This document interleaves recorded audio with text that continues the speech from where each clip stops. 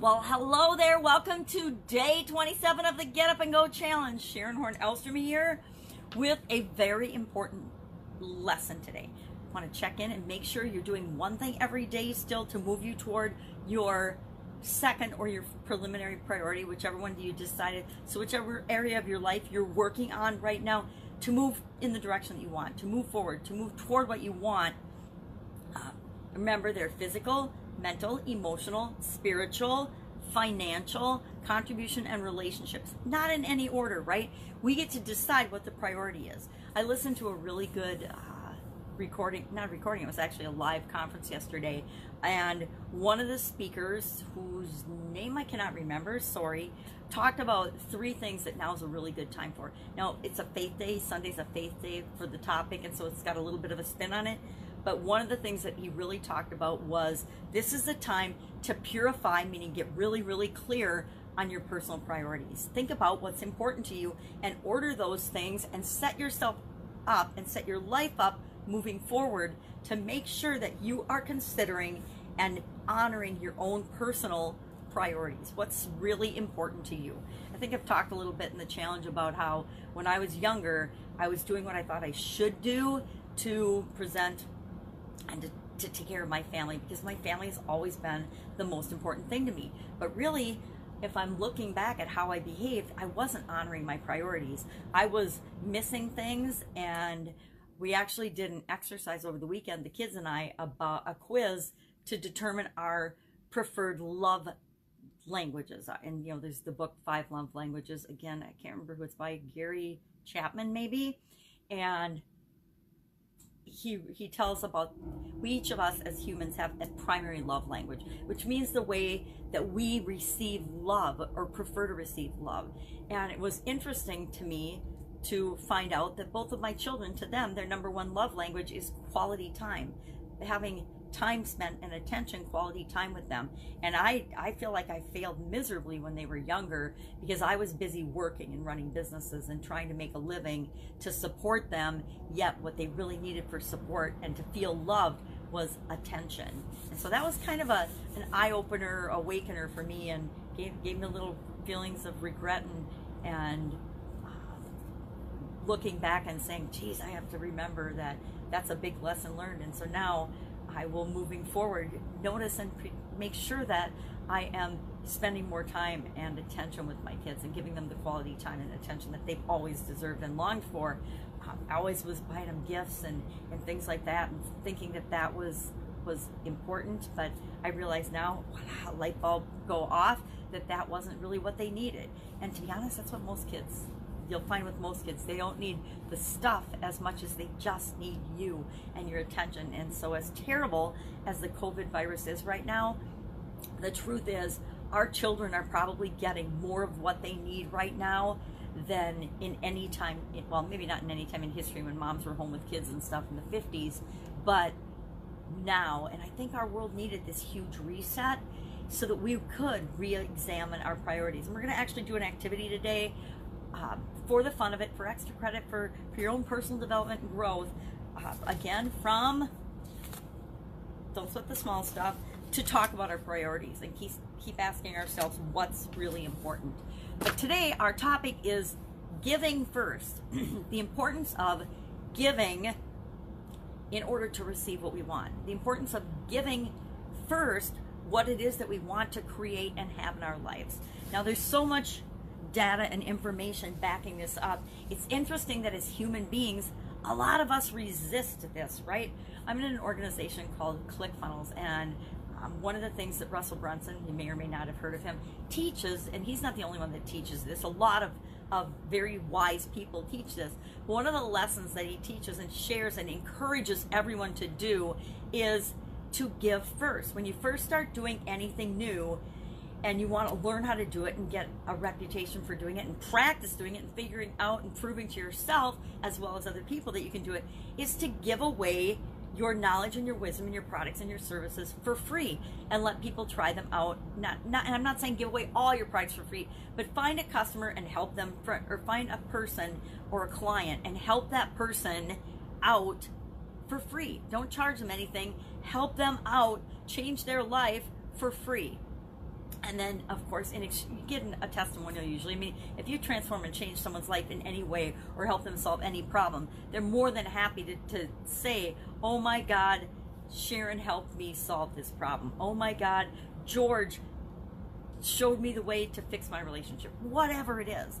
But as humans, there's incredible resistance to that. I was in the Certified Partners program for ClickFunnels, and that is one of the biggest objections. I don't want to give away my services for free. I don't want to give away my information or my knowledge for free, as if information and knowledge is a limited resource and we're going to run out of it. I don't want to do any of this because out of fear, we naturally want to hold on to what we know. Corporate America was rampant with people protecting information and not sharing how to do things or sharing what they know with one another, even in the same company that everybody's supposed to be working together in. That went on all the time. There'd be little secret alliances. It was like Game of Thrones or a show like that where there's all kinds of dealings going on behind the scenes and everybody's vying for power. Lots of ways corporate America is very much like that, or at least it was in my experience. So people are afraid to give away anything, right? And that is really the only way that we move forward in life. We have to give value to people in exchange for the products and services that we offer them.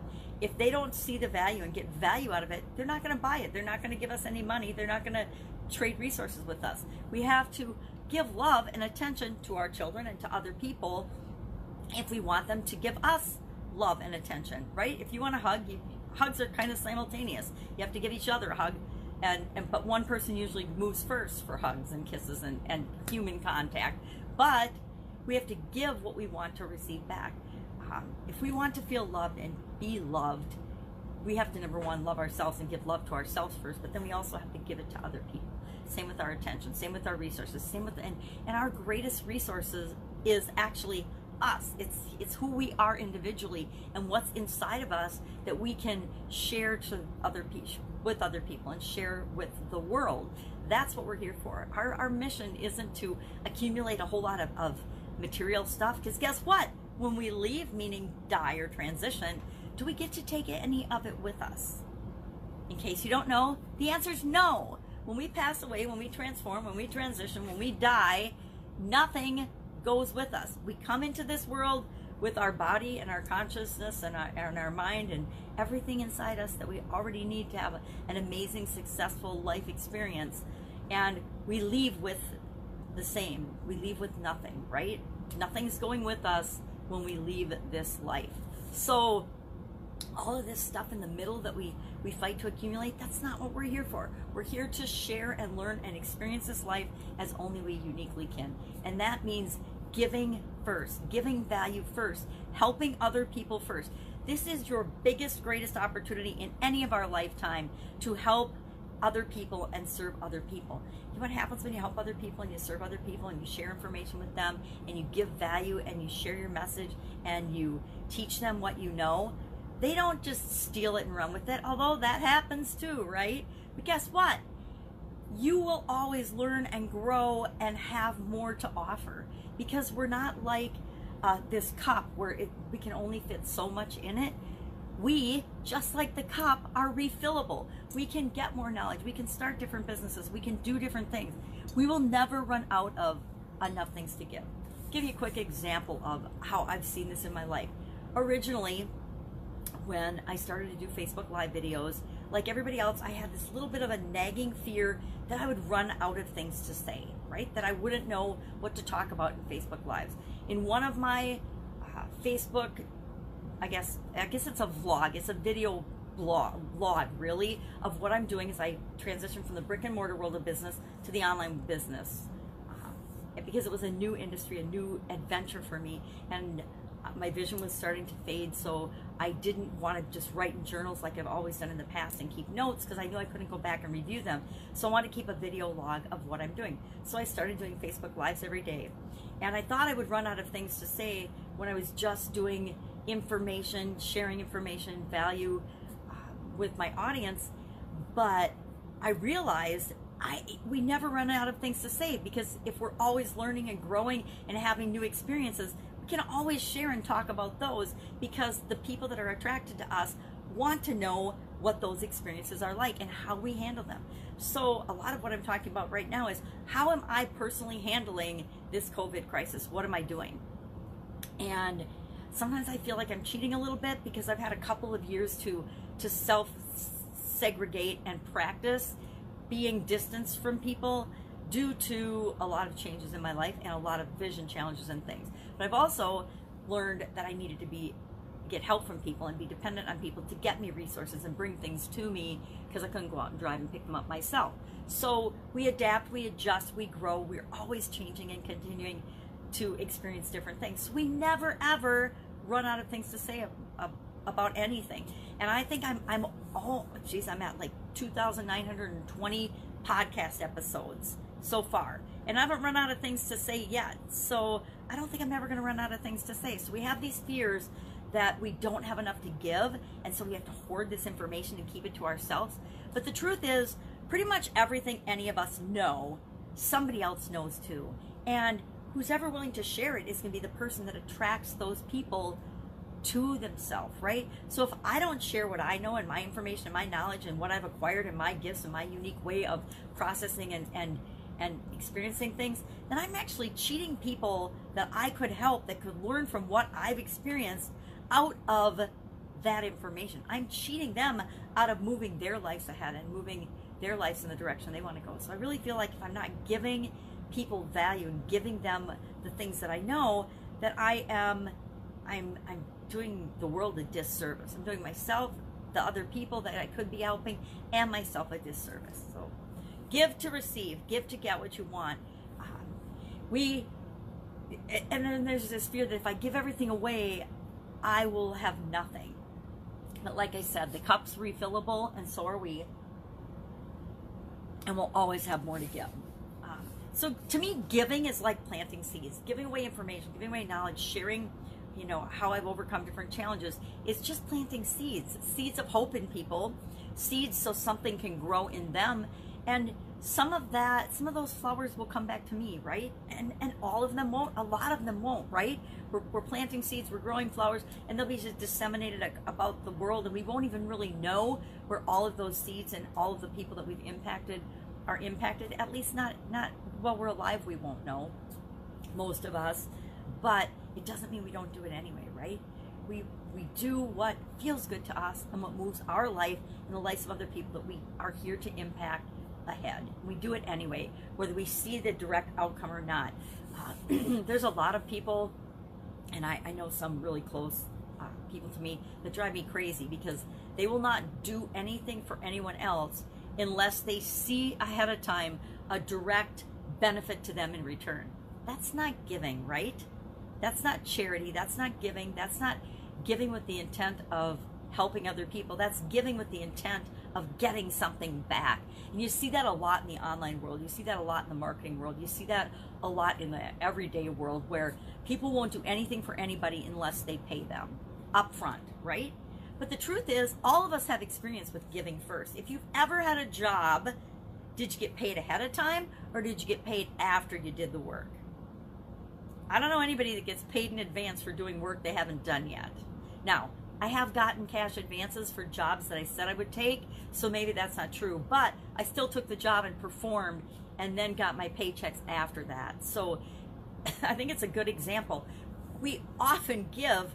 How many years did you go to school and give your attention to your education? Even if you just went to school for a few years or for a couple of years and then quit school, we still gave our attention to something, and we didn't see immediate return for that, right? Maybe we got grades every quarter or something, or every trimester, or whatever they call it nowadays, but not always, right? Sometimes we gave for weeks before we got any feedback or saw anything in return. So we all have got experience with giving before we receive, but we've forgotten those lessons. We forget about it. So today, our action item, I am going to share. This is actually a long one. This is a 3-page activity today. It's about keep asking yourself what's really important, and it's a priority setting thing that goes on different topics for our lives, and you get to say what's a low priority. You just one of each. What's a low priority item with respect to that category? So for example, your parents. what's a low priority thing for your parents? What's a high priority thing that you do with or interact with your parents? Just take a minute and, oh wait, let me read the directions. I could be wrong.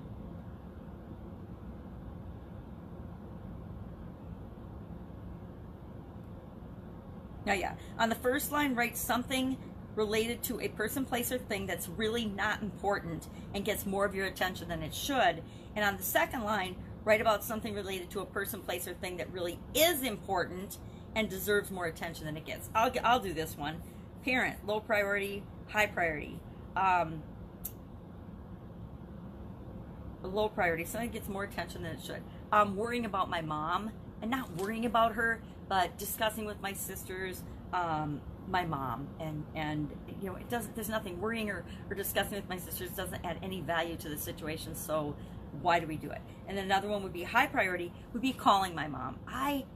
Secrets out, I hate talking on the phone, and so I am terrible about phoning anyone, including my 83-year-old mother. Now, there's no excuse for that. I should phone her every day like my sisters do, but I am the worst, and she told one of my sisters that I am the worst about calling her, and I never call her. So a high priority is for me to call my mom and give her the love and attention that she deserves, and let her know that I'm thinking about her, because I'm always thinking about her, right? I love her, and I'm always thinking about her every day, so why am I not letting her know? So that's an example of how we'll do that. So I'll share the pages of this in the comments below this video.